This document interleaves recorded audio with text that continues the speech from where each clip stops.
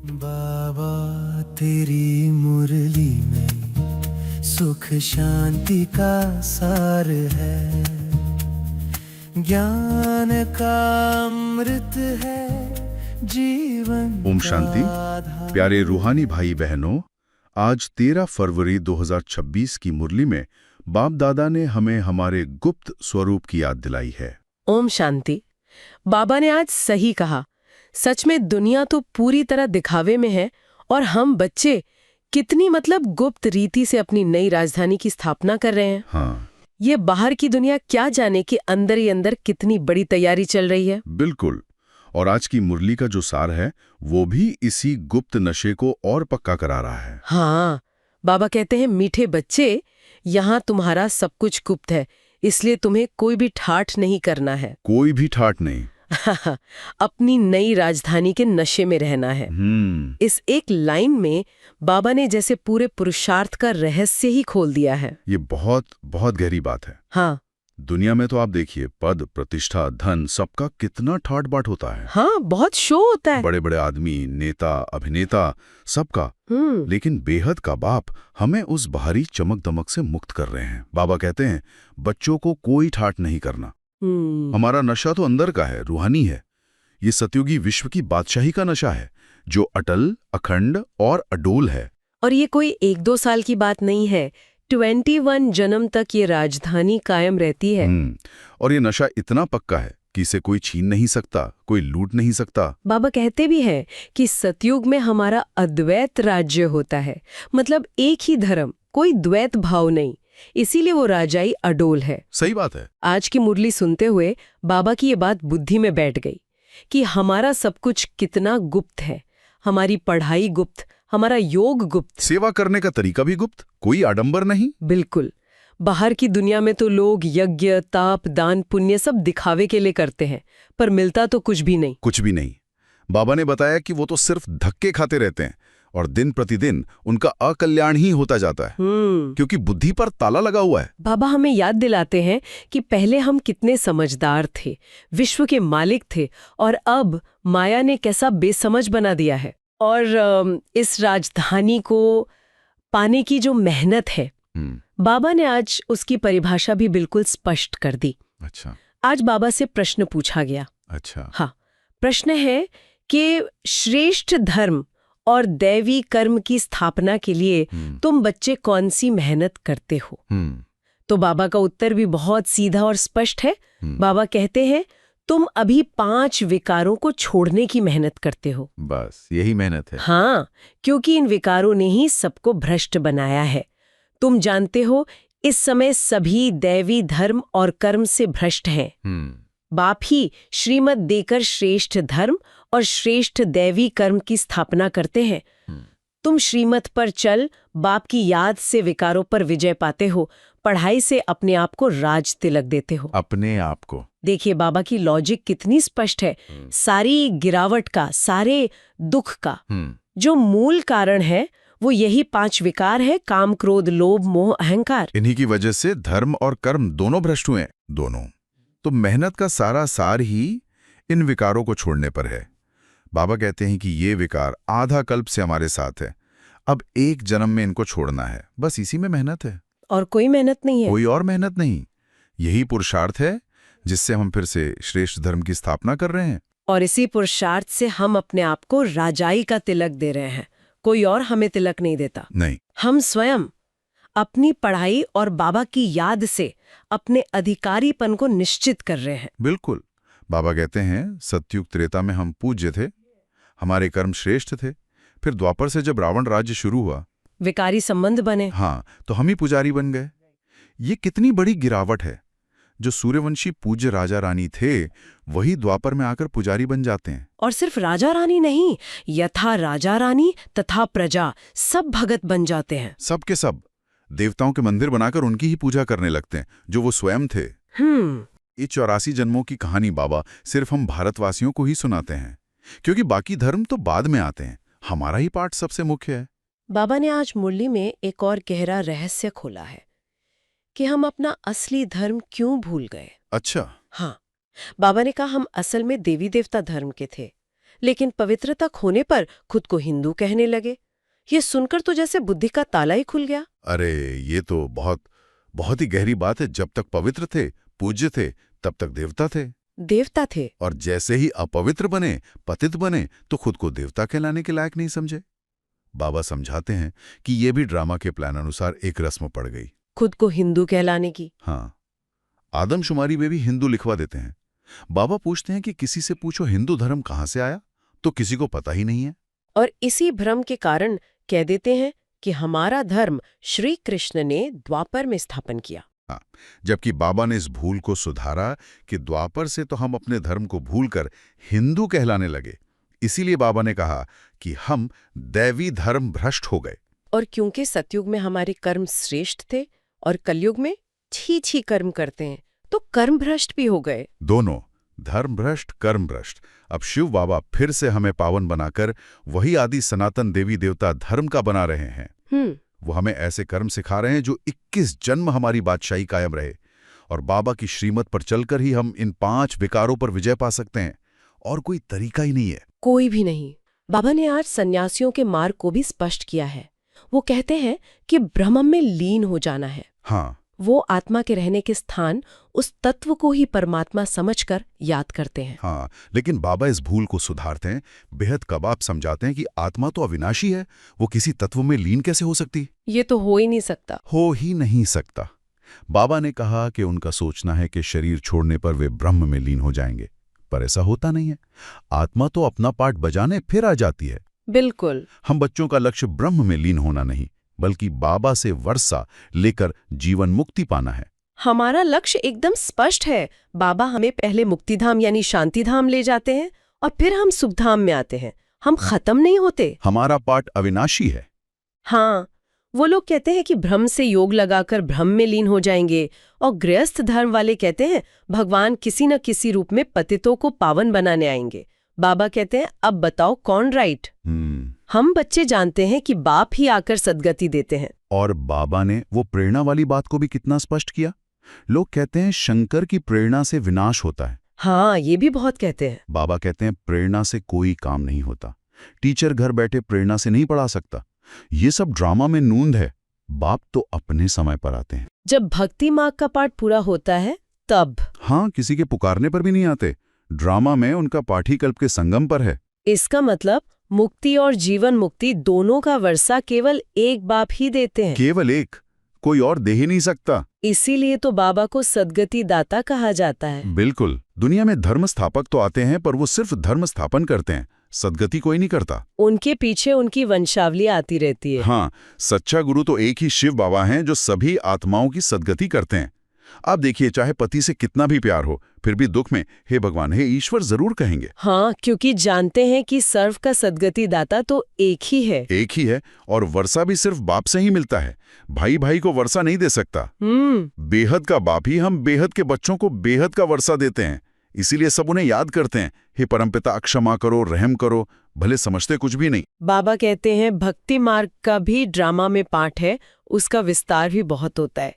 जैसे बीज छोटा सा होता है और झाड़ कितना बड़ा हो जाता है, जिसके पत्ते गिन नहीं सकते। हाँ, वैसे भक्ति का विस्तार होता जाता है। ढेर के ढेर शास्त्र बनते जाते हैं। नाच, तमाशा, गायन में कितना खर्चा करते हैं। अब बाबा कहते हैं कि ये सब भक्ति मार्ग की सामग्री अब खत्म होनी है। अब सिर्फ मुझे एक बाप को और वर्षे को याद करो। बाबा ने आज जनक का भी उदाहरण दिया। कहते हैं जनक ने सेकंड में जीवन मुक्ति पाई। बाबा पूछते हैं क्या सिर्फ एक जनक ने जीवन मुक्ति पाई? जीवन मुक्ति का अर्थ ही है इस रावण राज्य के जीवन से मुक्त होना। ये वर्षा तो बाबा हम सभी बच्चों को देते हैं। एक बच्चा अपनी अपनी मेहनत से ये पद पा सकता है। सचमुच बाबा हर बात कितने गहराई से समझाते हैं। आज की मुरली सुनकर ये नशा और पक्का हो गया कि हम कितने गुप्त पुरुषार्थी हैं। सिर्फ मुझे और अपने 21 जन्मों के वर्षे को याद करो, बस। और जितना इस याद में रहते हैं उतना ही इन 5 विकारों पर विजय पाना सहज होता जाता है। सारी मेहनत का आधार ही याद है। वही तो, बिल्कुल। अब समय है बाप दादा के मीठे महावाक्यों को अपने अंदर समाने का। मीठे मीठे सिखिलधे बच्चों प्रति मात पिता बाप दादा का याद प्यार और गुड मॉर्निंग। रूहानी बाप की रूहानी बच्चों को नमस्ते। बाबा का ये प्यार ही हमें गुप्त पुरुषार्थी बनाए रखता है। इसी प्यार की शक्ति से हम माया पर विजय पाते हैं। रूहानी बच्चों की भी रूहानी बाप दादा को याद प्यार, गुड मॉर्निंग और नमस्ते। इसी नशे में स्थित होकर अब चलते हैं धारणा और वरदान की ओर। अब शिव बाबा हमें भविष्य की एक बहुत बड़ी भविष्यवाणी सुनाने वाले हैं। हाँ। एक ऐसी प्रोफेसी जो आज के हमारे अभ्यास और तैयारी को एक बिल्कुल नया मतलब देती है। बिल्कुल। आज की चर्चा भविष्य की तैयारी पर बहुत कह सकते केंद्रित है। और ये तैयारी किसी बाहरी चीज से नहीं बल्कि हमारी अपनी आंतरिक स्थिति से शुरू होती है। अच्छा। और इसकी नींव बाबा आज की धारणा में रखते हैं। ओके। धारणा के लिए जो मुख्य सार है ना, उसे अगर हम ध्यान से देखें तो वो कोई सुझाव या अच्छी सलाह नहीं है। तो फिर क्या है? वो बाबा के सीधे आदेश है। एक तरह से ये मंजिल तक पहुंचने के लिए नॉन निगोशिएबल शर्तें हैं। नॉन निगोशिएबल शर्तें? अरे वाह, ये तो एक मजबूत तरीका इसे देखने का। मतलब ये ऑप्शनल नहीं है, अनिवार्य है। तो क्या है ये आदेश? पहला आदेश ही हमारी मंजिल से जुड़ा है। बाबा ने आज हमें राज तिलक देने की विधि बताई है। राज तिलक देने की विधि? हाँ, उन्होंने याद दिलाया है, स्मृति रहे कि हम एक मत, एक राज्य, एक धर्म की स्थापना के निमित्त है। इसलिए एक मत होकर रहना है। यहाँ एक मत होकर रहने पर बहुत जोर है। यही तो हमारी सामूहिक शक्ति का आधार है।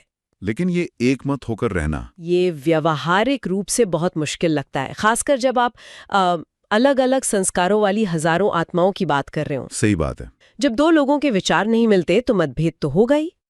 क्या बाबा इसका कोई प्रैक्टिकल हल बताते हैं या ये सिर्फ एक आदर्श स्थिति है जिसे हमें बस याद रखना है? ये बहुत अच्छा सवाल है और इसका जवाब बाबा दूसरे आदेश में छिपा कर देते हैं। अच्छा। लेकिन पहले ये समझना जरूरी है कि एक मत का मतलब विचारों का क्लोन बनाना नहीं है। इसका मतलब है उद्देश्य का एक होना। जैसे एक ऑर्केस्ट्रा में हर संगीतकार का वाद्ययंत्र अलग है, उनकी धुन अलग है। हाँ, पर लक्ष्य एक ही है। बिल्कुल, लक्ष्य एक ही सिम्फनी को जन्म देना है। मतभेद तब होता है जब मैं और मेरा संस्कार यानी देह अभिमान उद्देश्य पर हावी हो जाता है। अच्छा, तो ये एक मत होने का मतलब है एक लक्ष्य पर केंद्रित होना। हाँ। भले ही रास्ते या तरीके अलग अलग दिखें। और इस लक्ष्य को हासिल करने में जो सबसे बड़ी बाधा है वो है देह अभिमान और उसके विकार। बिल्कुल, शायद यहीं पर दूसरा आदेश काम आता है। एकदम सही पकड़ा। दूसरा आदेश ही उस बाधा को हटाने की सीधी विधि है। क्या कहते हैं बाबा? बाबा कहते हैं, स्वयं को राजाई का तिलक देने के लिए विकारों को छोड़ने की मेहनत करनी है, पढ़ाई पर पूरा ध्यान देना है। देखिए, बाबा ने दोनों चीजों को सीधे जोड़ दिया, राजाई का तिलक और विकारों का त्याग। तो इसका मतलब कोई शॉर्टकट नहीं है? राजाई यानी स्व पर राज्य तब तक संभव नहीं? संभव ही नहीं है जब तक हम काम, क्रोध, लोभ जैसी शक्तियों के गुलाम हैं। हाँ, और बाबा यहाँ मेहनत शब्द का इस्तेमाल कर रहे हैं। हाँ, ये बहुत जरूरी है। मतलब ये अपने आप नहीं होगा, ये एक सचेत रोज का प्रयास है। हाँ, और यही मेहनत पहले आदेश को संभव बनाती है। कैसे? जब हर आत्मा अपने विकारों को जीतने पर मेहनत करती है तो देह अभिमान कमजोर पड़ता है। सही बात है। जब अहंकार नहीं होगा तो टकराव की जगह सहयोग ले लेगा, तब एक मत होना स्वाभाविक हो जाता है। अच्छा। इसीलिए बाबा ने साथ में जोड़ा है, पढ़ाई पर पूरा ध्यान देना है, क्योंकि ये ज्ञान, ये मुरली तो वो शक्ति और विधि देती है जिससे हम विकारों पर विजय पा सकते हैं। तो राजतिलक का रास्ता व्यक्तिगत मेहनत और संगठित एकता से होकर ही जाता है। बिल्कुल। क्या बात है। तो धारणा एकदम स्पष्ट है, अगर भविष्य का स्वर्णिम राज्य चाहिए तो वर्तमान में स्व परिश्रम और एकता की नींव डालनी ही होगी। हाँ, ये एक दूसरे पर निर्भर हैं। और इसी भविष्य की तैयारी को बाबा आज के वरदान में एक बिल्कुल ही नए और मैं कहूँगा एक हैरान कर देने वाले स्तर पर ले जाते हैं। हाँ, आज का वरदान सचमुच भविष्य का एक नक्शा है और शायद आज के तकनीकी युग के लिए एक चेतावनी भी। चेतावनी? अच्छा। बाबा कहते हैं, कर्मातीत स्टेज पर स्थित हो, चारों ओर की सेवाओं को हैंडल करने वाले सिद्धि स्वरूप भव।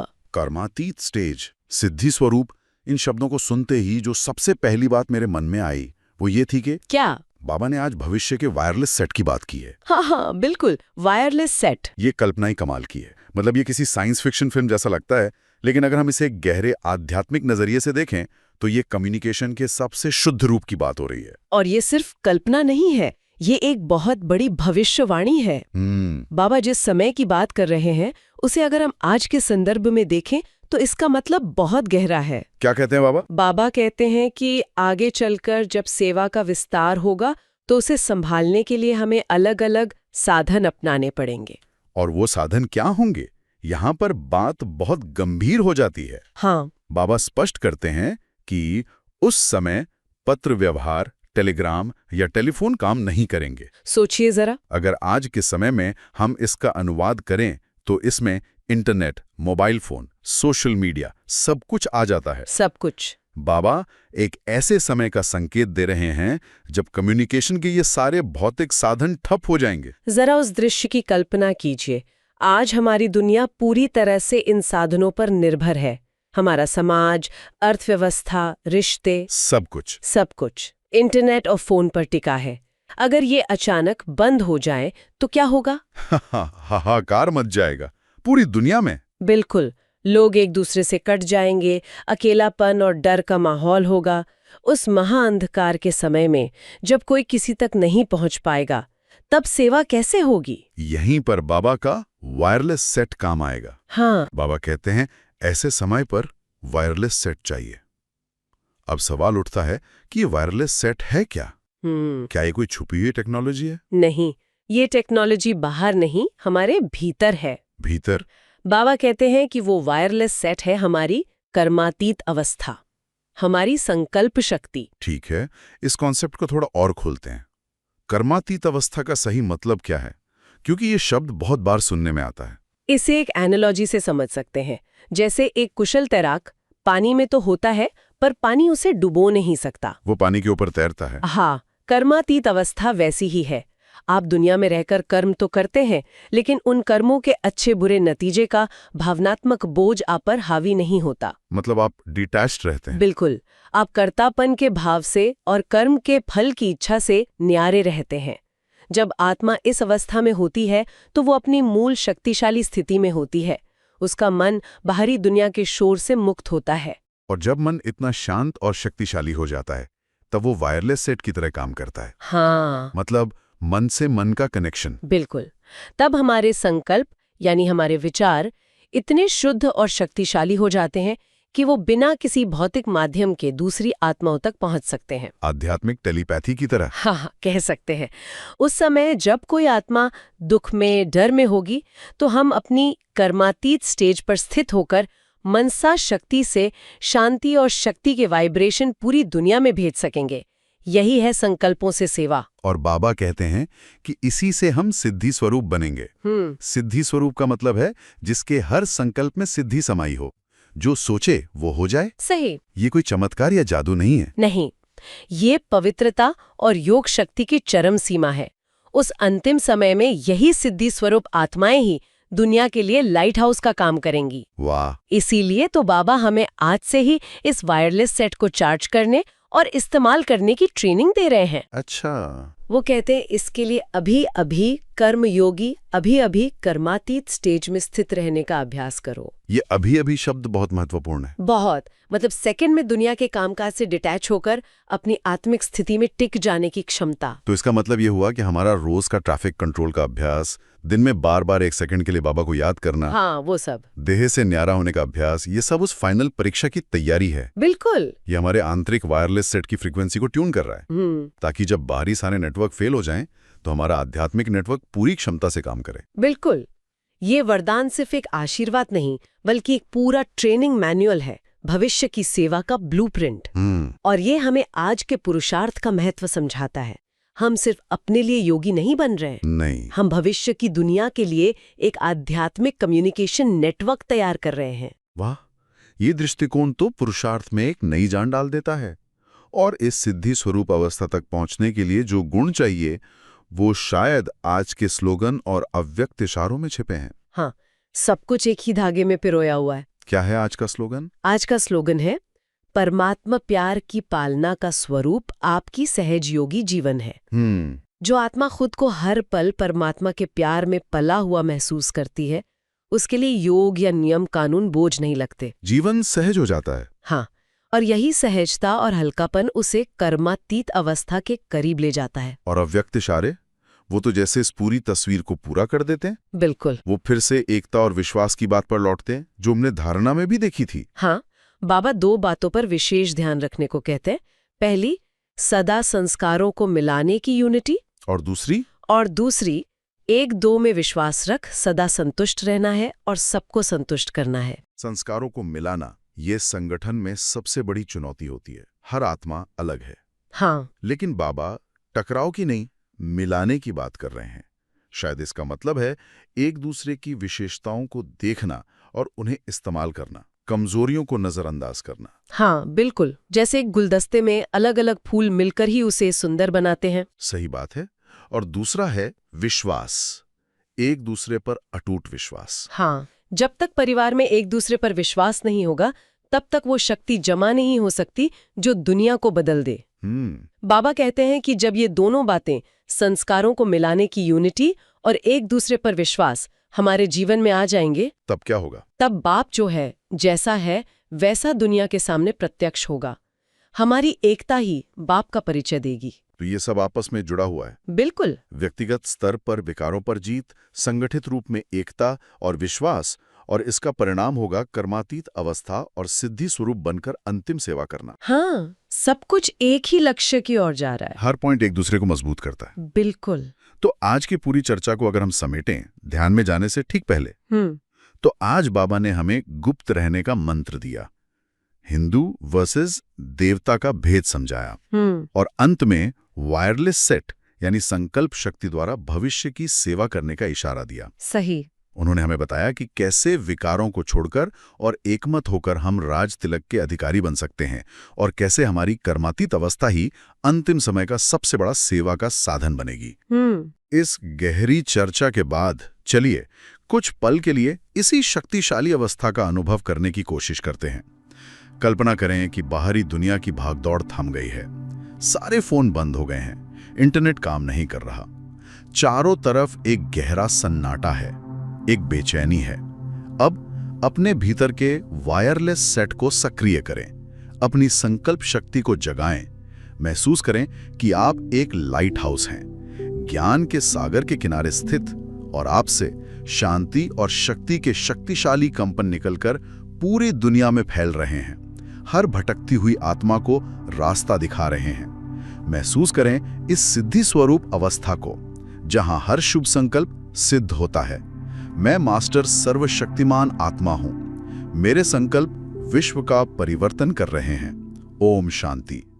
इस शक्तिशाली अनुभव के बाद आइए इस विचार को अपने साथ ले चलें, बाबा के सामने एक दृढ़ संकल्प लें। आज के वरदान को अपनी प्रतिज्ञा बनाएं, मेरे साथ मन ही मन दोहराएं। बिल्कुल। आइए बाबा के सामने संकल्प लें, मैं सिद्धि स्वरूप आत्मा हूं, मेरे शुभ संकल्प ही मेरा वायरलेस सेट हैं। इस संकल्प को पक्का करने के लिए कमेंट में लिखें सिद्धि स्वरूप। ओम शांति। ओम शांति। बाबा तेरी मुरली में सुख शांति का सार है, ज्ञान का अमृत है, जीवन का आधार है। बाबा की बोलों से सच्ची राहत मिलती है।